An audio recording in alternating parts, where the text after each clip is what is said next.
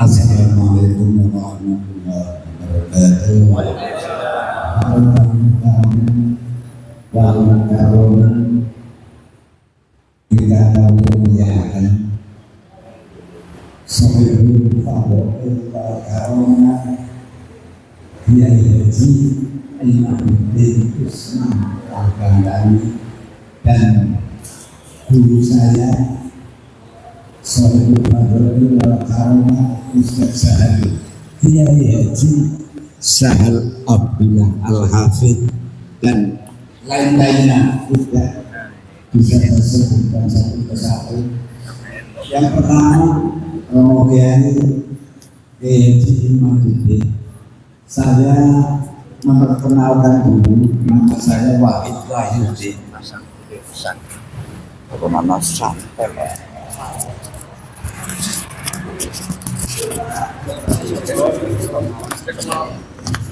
Nama saya Wahid Wahyudi yang tadi disebutkan oleh moderator Sohibul Wilayah. Dan pertama saya menerima Al-Mukarram Sohibul Fadl Il-Faqih Ustaz Al-Abdullah. Saya mengucapkan banyak-banyak terima kasih atas pencerahannya yang ditunggu-tunggu oleh warga NU, karena saya lahir juga NU. Di perut ibunya saya juga NU, tapi alhamdulillah saya tunggu-tunggu. Guru-guru saya juga merasa ketakutan. Kalau ada Habib bagaimanapun tetap dihormati karena mengaku dzurriyyatur Rasul. Nah, dari dulu udah ada Pak Imamuddin, Pak Kiai kok dari dulu tidak ada.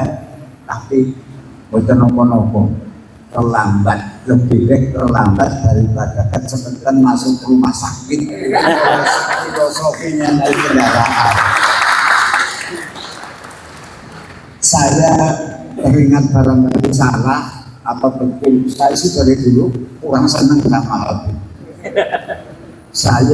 Guru saya itu mengajarkan begini, kok nanti salah ya kalau nanti direvisi. Jadi yang punya unek-unek sama ya nggak usah bertanya mau kok komen, oke? Itu kata guru saya, hit laisal ansub bin hasan walakinnal ansub bil ilmi wal amal. Sehingga itu saya senang sekali, karena dengan ilmu kita tahu, apalagi tadi diberikan pencerahan oleh Al-Mukarram sangat luar biasa. Kok yang bangkit, kok yang di pinggir kali Lawing dulu, bukan di pusat. Padahal kita menunggu sudah Bapak Belur, Pak Kiai sudah Bapak Belur, Kiai seluruh Indonesia. Tapi kok PBNU-nya kok diem-diem saja, kayak umpetan gitu loh ya. PBNU-nya itu untuk bemper saya, karena saya orang awam. Ya, apalagi PCNU Kabupaten Purbalingga ya orang punya daya kekuatan karena yang di pusat saja diam. Nah, untuk itu sekali lagi saya doakan Al-Mukarram Bapak Kiai Haji Imamuddin mudah-mudahan setelah memberikan pencerahan diberikan keselamatan. Dan terus silahkan bawa ke seluruh Nusantara. Mudah-mudahan kita yang mendengarkan tausiahnya tadi mudah-mudahan mendapatkan pengertian yang bermanfaat. Sekali lagi saya ucapkan terima kasih dan alhamdulillah lewat Al-Mukarram hadir di Pondok Pesantren Aqsal Madinah, jadi ngerti PPI. Saya kemarin nggak ngerti, alhamdulillah saya jadi ngerti. Demikian yang saya sampaikan, kurang lebihnya mohon maaf yang sebesar-besarnya. Assalamualaikum warahmatullahi wabarakatuh. Waalaikumsalam warahmatullahi wabarakatuh. Terima kasih. pada Pak Kiai Wahid. Ini semacam testimoni. Kira-kira monggo yang selanjutnya. Ya, monggo dari Tim Gerindra. Sebelumnya saya kasih waktu pertanyaannya maksimal 2 menit. Curahan pun maksimal 2 menit. Kalau tadi saya nggak berani nyegat. Saibul Wilayah. Allah wabarakatuh. Belum di Islam saja. Purbalingga. Niki sami jadi saya tidak bertanya tapi testimoni.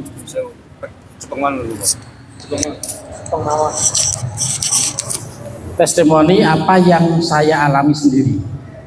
Jadi tahun 2021 saya itu mau ke Jombang Tebuireng nengok anak saya karena nyantri di sana. Sampai di Semarang saya dicegah sama teman saya di Semarang namanya Agung, tapi saya biasa manggil Tisen, itu teman kuliah saya. Terus ternyata si Agung tadi yang dulu teman kuliah saya sekarang jadi juru kunci makam. Namanya Raden Tumenggung siapa terkenal makam Mbah Dipok di Semarang di Kampung Petempen. Monggo saged dipun pirsani teng Facebook teng YouTube wonten. Terus saya karena tahun 2021 belum rame, saya ziarah di makam itu.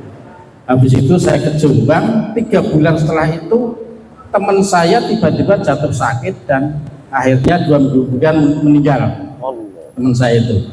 Tetapi beberapa hal yang dapat saya sampaikan di sini, waktu saya ketemu dengan teman saya itu hampir tiap tahun teman saya itu setor hasil infak makam itu ke Abah Lutfi bin Yahya Pekalongan. Itu hampir tiap tahun, dan itu kata teman saya itu minimal 5 karung hasil infak itu. Nah, dilalah tahun karena teman saya sudah meninggal tahun 2021, itu bulan April, berarti 3 bulan berikutnya sekitar April, Mei, Juni lah beliau meninggal. Terus tahun 2023 kemarin makam Mbah Depok itu ternyata dibongkar. Jadi saya jadi kaget juga waktu itu. Saya ke Semarang ketemu dengan istrinya si teman saya Agung itu. Ternyata karena Agung itu punya syahadah asli dari Habib Lutfi dan makamnya itu ternyata kosong. Terus itu testimoni pertama. Jadi itu menjadi keyakinan saya dalam mensikapi satu, yang kedua mengambil keputusan saya sama keluarga saya bahwa hakul yakin bahwa Habib itu bukan dzurriyyatur Rasul. Itu pertama. Yang kedua, pada bulan Juli kemarin, Kang Sair ini sedikit lagi. Pada bulan Juli kemarin, 1 bulan yang lalu, saya diamanati dari orang tua saya disuruh menjual mobil Panther tahun 97. Nah, ada teman Muhyiddin Purbalingga berdomisili di mana? Di Bojongsari, nelpon saya, Kang nyun sewu, saya mau lihat mobilnya. Akhirnya mobil itu saya parkir di garasi, terus saya lihatkan si orangnya itu bilang, ini yang mau beli bukan saya Kang, tapi Habib Salim dari Selawi.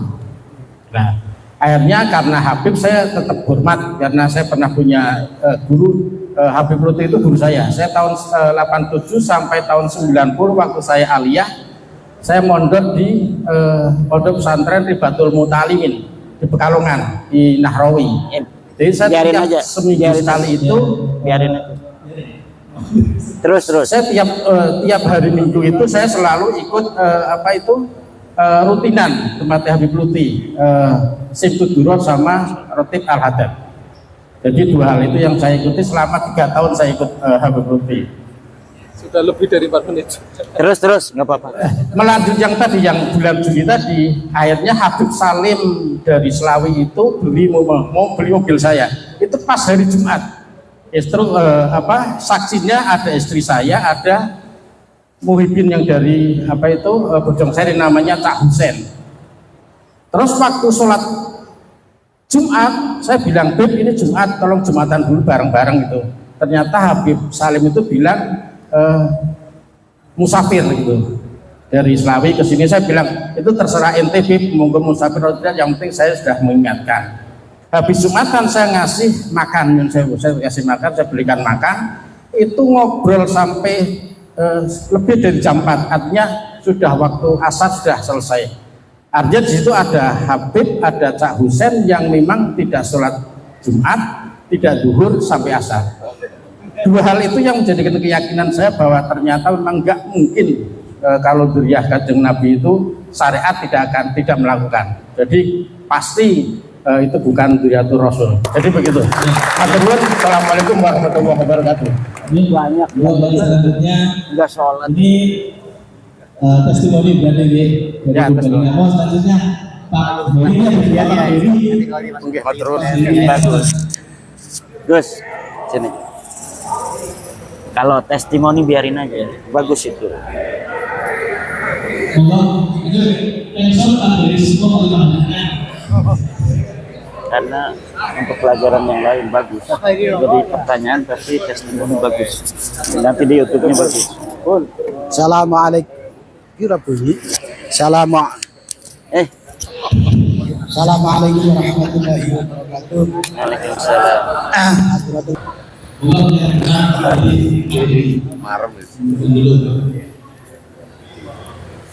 Assalamualaikum warahmatullahi wabarakatuh. Yang saya hormati Kiai Imad, yang saya hormati Sohibul Mahad, Kiai Sahal.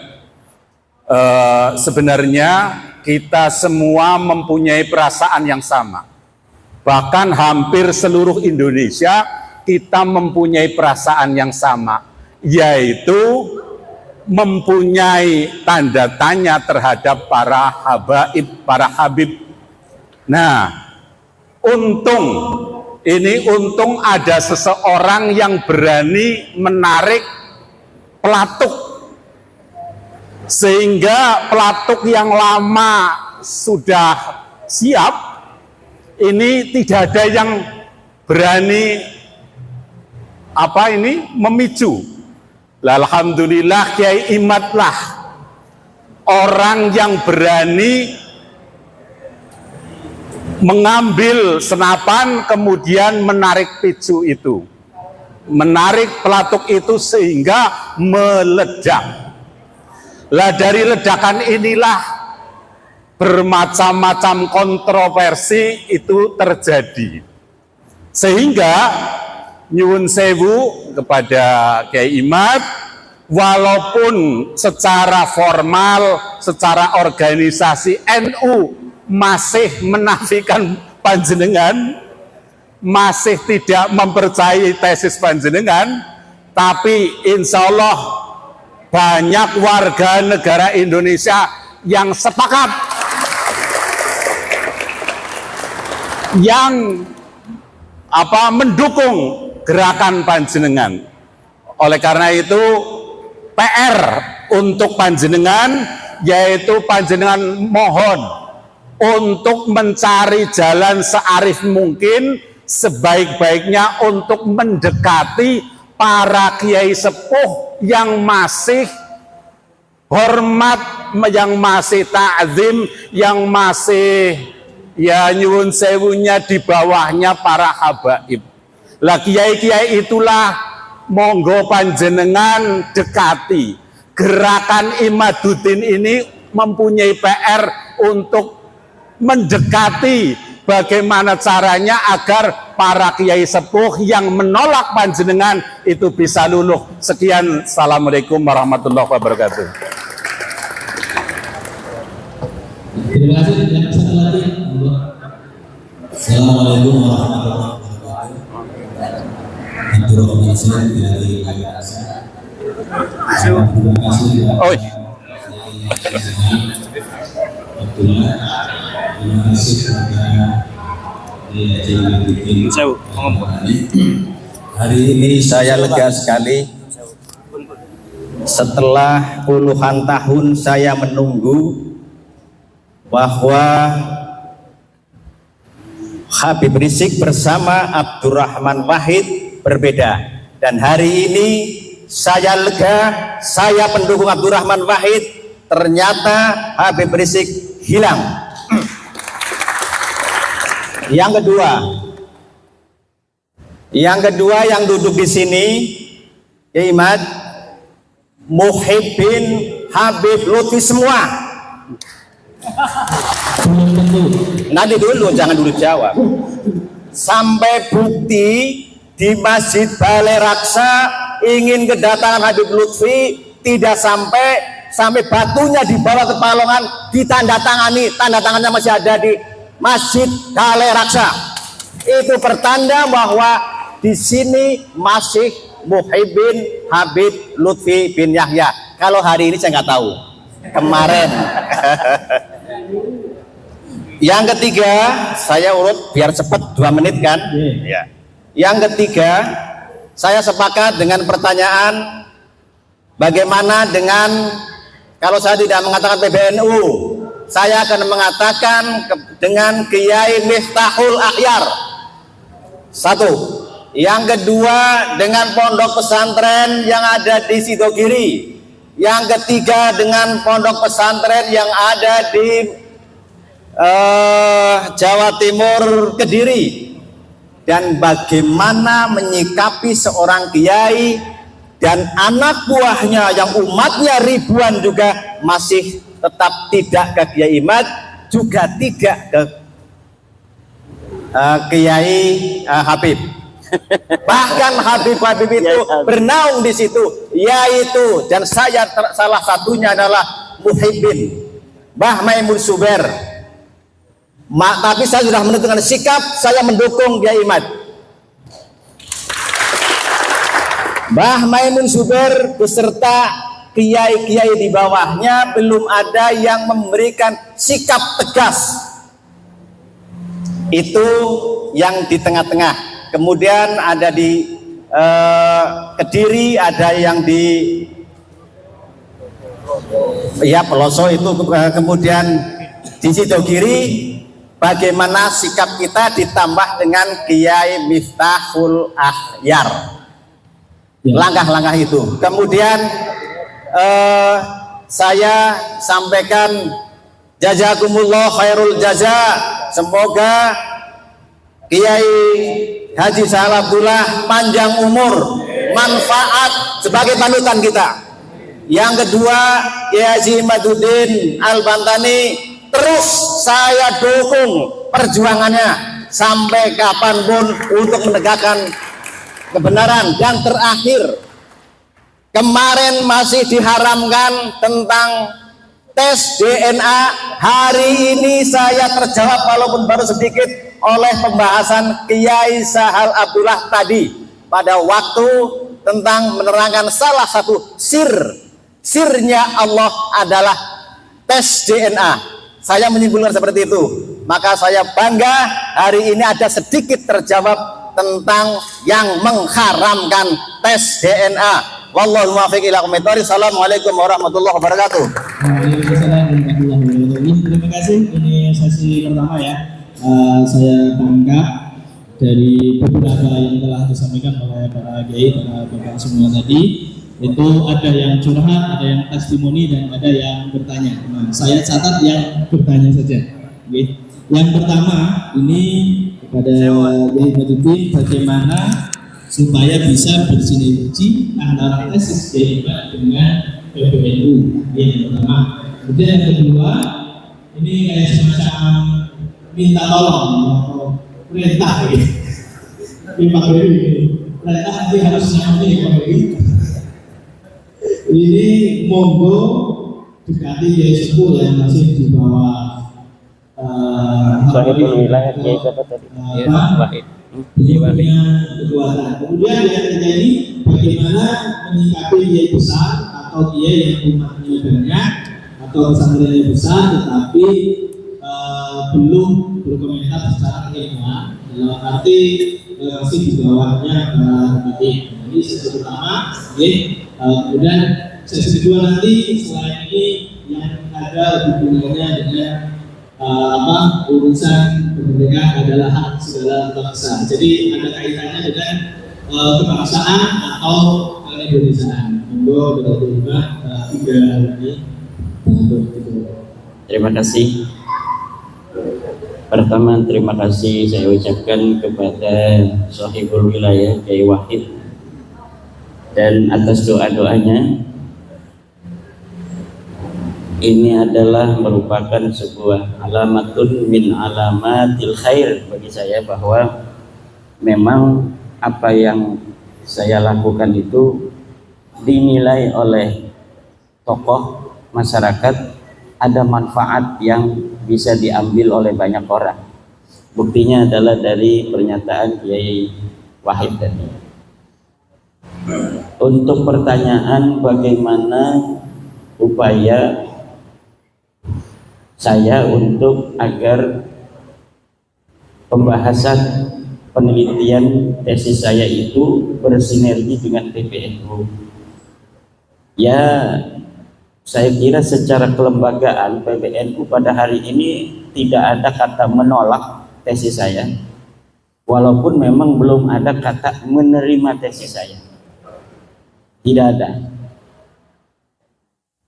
Ada beberapa tokoh di PBNU hari ini yang mengatakan terlihat nampak berseberangan itu kan cuma satu orang. Yang jelas-jelas itu beliau menolak. Itu pun beliau menolak bukan pada isi daripada tesis saya. Yang beliau tolak itu adalah karena menurut beliau saya kelihatannya maksa orang untuk mengikuti saya bahwa Ba'lawi ini bukan turunan Nabi. Gus Fahrur itu mengatakan bahwa dia bukan menolak isinya, tapi menolak saya kelihatannya memaksa orang untuk percaya bahwa Ba'lawi itu bukan turunan Nabi. Yang dia inginkan katanya kalau sudah buat tesis membatalkan, ya udah, orang mau percaya mau tidak itu biasa perbedaan pendapat. Nah, itu di situ. Padahal memang saya ketika mengatakan bahwa Ba'lawi ini bukan keturunan Nabi, tidak ada memaksa orang. Misalnya Kiai Wahid, kalau nggak percaya awas, nggak ada itu. Adapun ketika terjadi sebuah dinamika dalam forum diskusi, yaitu adalah penguatan dan pendalaman dari materi yang sedang dibahas. Misal ketika terjadi saya mengatakan hakul yakin bahwa para Ba'lawi Habib ini bukan turun Nabi, itu adalah dinamika dalam sebuah forum, baik dalam sebuah debat, diskusi maupun dalam ceramah.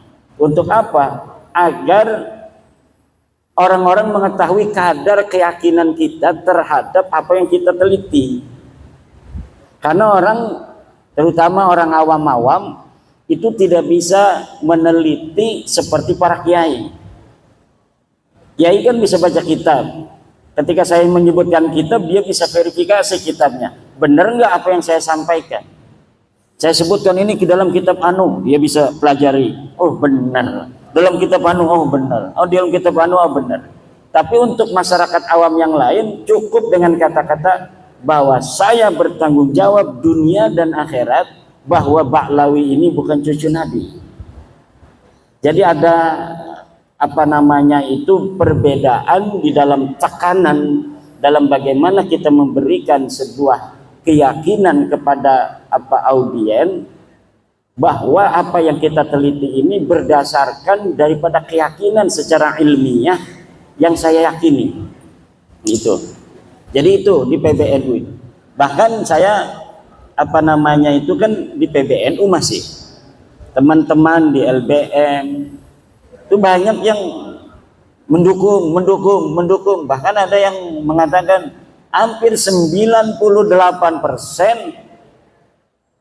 mereka semua mendukung, dari bahwa memang harus ada verifikasi bagi setiap saja orang yang mengaku keturunan Nabi, dan bahwa tes DNA itu presisi di dalam menentukan dia keturunan garis laki seseorang di masa lalu atau bukan. Nah, Adapun pernyataan orang tua kita, Rais Am Kiai Miftahul Akhyar, itu beliau menegaskan bahwa itu bukan pernyataan seorang Rais Am. Beliau sendiri yang mengatakan, itu katanya pernyataan saya sebagai Miftahul Akhyar. Coba masih ada pidatonya itu dalam rekaman pengajian beliau setiap hari Jumat pengajian hikam, bahwa pernyataan itu bukan pernyataan beliau sebagai seorang Rais Am, tapi beliau itu pernyataan sebagai seorang ilmuwan Miftahul Akhyar. Itu menurut kata-kata beliau sendiri. Jadi orang tua kita Kiai Miftahul Akhyar ya sama dengan kita. Kita sebelum ada orang, misalnya saya sebelum meneliti itu, bahwa ya Habib ini turunan Nabi. Rumah saya itu ya sering didatangi Habib-Habib walaupun tidak dawir.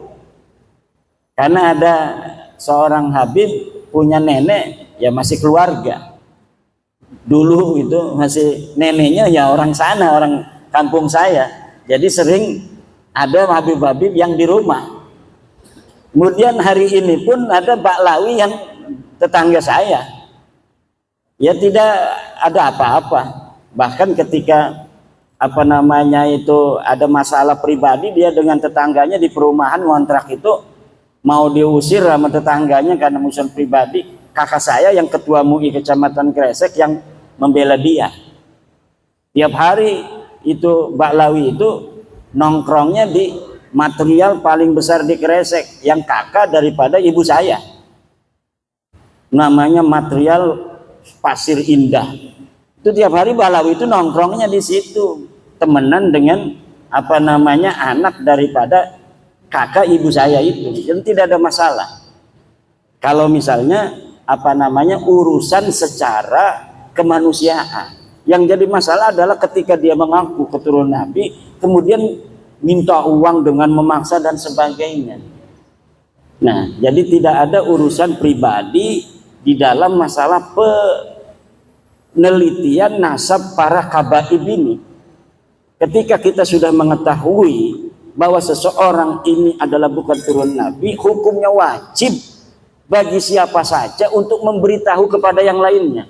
Hanya itu saja beban saya untuk mau pergi lama-lama ini beberapa hari meninggalkan santri saya, karena sebuah kewajiban ketika kita telah memberikan sebuah kesimpulan dan kita juga setelah meyakini seyakin-yakinnya mereka bukan keturunan Nabi, kemudian banyak saudara-saudara kita terutama kiai-kiai di kampung-kampung yang mendapat mudarat dari pengakuan mereka itu, karena kita semua pengen mendapatkan syafaat dari baginda Nabi kan. Akhirnya dimanfaatkan oleh oknum-oknum ini untuk kepentingan mereka dengan pengakuan mereka. Maka dengan adanya sahabat-sahabat PWI dari Banser yang luar biasa, setiap hari tambah ini mereka tugasnya itu adalah untuk menjaga orang-orang pejuang-pejuang yang sedang berjuang, yang bukan hanya saya, sudah banyak sekarang yang berani untuk mengatakan baik di media sosial maupun di pengajian-pengajian yang ketika dianggap tidak sejalan dengan para kabaib itu mukibinnya datang kan, itu PWI di situ langsung melindungi. Lain ini tugas yang sangat mulia dari PWI dari Banser di seluruh Indonesia yang sekarang mulai, walaupun paling masif di Pulau Jawa, paling masif lagi itu adalah di daerah Jawa Tengah dan Jawa Timur. Ini paling hebatnya mungkin di Jawa Tengah ini Solo Raya dan Banyumas Raya ini, Purbalingga, Banyumas ini luar biasa. Jadi prototipe daripada perjuangan kita hari ini. Kalau dulu perjuangannya langsung dengan perjuangan senjata, sekarang perjuangannya dengan perjuangan pemikiran. Termasuk Kiai Sahal ini perjuangan pemikiran, perjuangan dana, perjuangan mungkin akan banyak orang yang mukibin itu nanti mencela, mencaci, itu harus siap ya. Jangan senyum-senyum aja ini. Saya itu wajah saya udah nggak ada rupa orang itu di Facebook itu. Saya biasa-biasa aja, karena saya menganggapnya itu wajar. Seorang Nabi Muhammad SAW saja itu kan luar biasa. Innahu sahirun kadzab dan lain sebagainya. Ada lagi sahirun majnun, gila dan lain sebagainya. Jadi hal-hal yang semacam itu pasti akan ada konflik, walaupun sekecil-kecilnya pun akan ada konflik. Ya semacam ini konfliknya, mertua dengan menantu, mertuanya dukung saya, menantunya belum, atau sebaliknya mertuanya dukung Kabib, menantunya dukung saya, jadi ada konflik sedikit. Itu pasti dalam kebenaran itu ketika diungkapkan akan terjadi clash. Nabi Muhammad siapa dulu itu yang saling tidak akur? Keluarganya Nabi. Abu Thalib, Abbas, Hamzah, ya kan? Abu Lahab, ya berbeda-beda. Yang langsung menerima hanya Hamzah, Sayyidina Hamzah. Abbas belum. Sampai perang Badar, Sayyidina Abbas itu masih perangnya bersama Abu Sufyan, bersama Abu Lahab, Abu Jahal. Kemudian Sayyidina Abu Thalib sampai meninggal tidak terdengar beliau mengucapkan la ilaha illallah, walaupun selalu mendukung. Jadi ada yang mendukung terus tapi nggak mau masuk PWI. Tapi mendukung, bahkan ngasih uang kalau ada acara PWI. Tapi belum pernah ngomong saya adalah percaya, saya yakinnya Ba'lawi itu bukan cucu Nabi, belum pernah ngomong begitu. Tapi kalau ada acara PWI, ini buat ini, ngasih aja sama ketua PWI Ki Ali Ridho tuh, ini 300.000, 400. Nah ini Abu Thalib gitu. Abu Thalib gitu tuh. Nah saya yakin orang tua kita di PBNU itu para aulia lah. Jadi apa? Para pemimpin NU itu kalau sudah diangkat di PBNU itu memiliki kelebihan. Dan apa yang telah dilakukan oleh orang-orang tua kita itu mungkin itu yang terbaik pada saat ini. Itu yang terbaik untuk kita semua. Coba misalnya kalau baru misalnya 2 tahun yang lalu tesis saya ini PBNU dulu yang nerima, dikaji oleh PBNU, diputuskan betul Habib ini bukan turun Nabi. Sedang di bawah orang belum paham apa yang akan terjadi. Bisa didemo betul-betul besar-besaran PBNU. Kemarin aja ada yang demo itu. Kalau kemarin urusannya urusan ecek-ecek itu, urusan sedulur itu, biasa NU itu sedulur itu nanti beres lagi itu orang-orang sedulur semua. Urusan sedulur PBNU dengan warga NU, NU dengan NU tidak akan mengeluarkan mereka dari NU bagaimanapun konfliknya. Itu kehebatan orang NU. Konfliknya nggak bakal bikin PBNU tandingan kecuali Idrus Ramli. Nggak ada. Sekarang pun Idrus Ramli udah nggak berani ngomong NU garis lurus, nggak berani dia. Saya omongin terus NUGL.